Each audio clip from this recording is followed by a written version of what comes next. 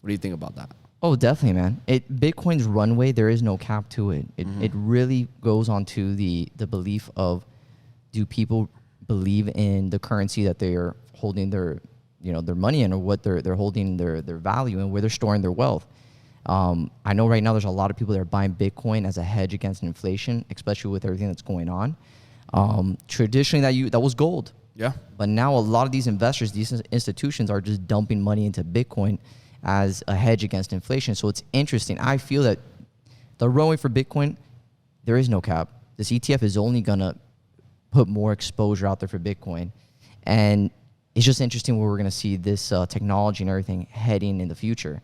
My only regret is I should have bought this back in when I was introduced to this back in like 2014. But I had no idea, man. No idea. Well, here's the thing. I didn't even know what the fuck was up. I'll be honest. Like, yeah, man. Bitcoin, I only really started knowing more about it maybe like, let's say like 2014, like really hearing more about it. And obviously already had been catching major traction around that time, but still could have probably early bought something. But you know how it is, man. Like at our age, man, the problem was we weren't educated and we didn't have the right people around us. I'll be honest with you, man. I had a couple friends that were very big into the IT space and technology. They were programmers, and they introduced me to Bitcoin, and it just went over my head. I didn't trust it. It was online. They were explaining to me how it worked, and I just didn't even think it was gonna be a thing. I looked at them like, this is kind of sketchy. I'm not gonna do it. And I remember it was like $200, man, and I could have bought a good amount of it, and I didn't do it. I didn't believe in it at all. So what do you think, kind of like with these whole NFT waves, do you think there's going to be the same situation where it's like if we overlook that and kind of let it ride over our heads, you think we're going to bump that same issue down the road 10 years from now? Or you said, you know what, maybe we should have gotten into some NFTs? I think definitely I would buy some NFTs now, do a little more research and be more open to it. Not put a big amount, maybe like, who knows, maybe like 1% of what you're making into it. Just testing it. Don't put a large amount of your personal and wealth research in the that. ones that you're gonna get into, right? You gotta research the ones because there's a lot of NFTs that hold more weight than others, and you want to make sure you're getting it from like a reliable NFT creator as well.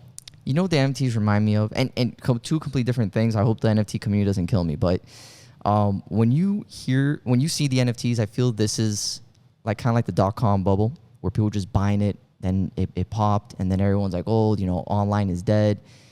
There is going to be NFTs that are going to be very valuable. It's going to happen. When the .com bubble popped, Amazon was around. Yeah. All these other companies were around. Obviously, it took time for them to develop and the technology to catch up. I think that we're at a point right now where as the technology develops and it increases, NFTs are going to start playing a bigger role into it. So right now, it's like figuring it out, seeing which one. In my personal opinion, I'm going to buy a few, but I'm not going to commit too heavy. I'm going to sit on the sideline and see how that whole market is going to develop. There's always opportunities. Yeah. Well, and then again, it goes back to how do you buy NFTs? Crypto. That's the other thing.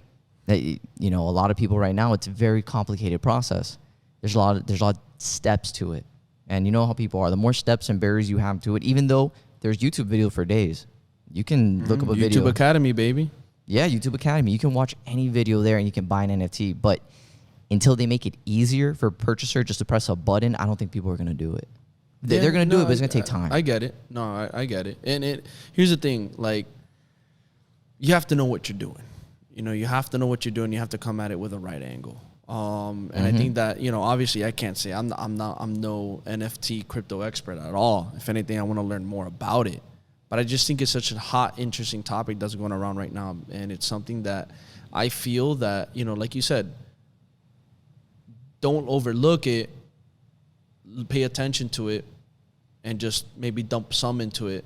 And then as it kind of starts growing, and you start seeing more, I guess you would say, validity, or you see more traction with it, which obviously there's a lot of traction. But when we're talking about real solid traction, then you're like, okay. Yeah, I think so too, man. I think it's just waiting to see if the United States accepts it. There's a lot of people. Look, I don't want to rain on the parade on NFTs and Bitcoins and everything like that, but there was a point the United States dollar was backed by gold, and I believe FDR removed the gold standard. Yeah. Off that. The same thing could happen here with Bitcoin. If the United States That's a huge wealth transfer too. That's a huge wealth transfer. Now, when people bring up that argument, it's interesting because gold is a tangible, if you think about tangible, physical asset. You can touch it, you can feel it, you can turn it into something.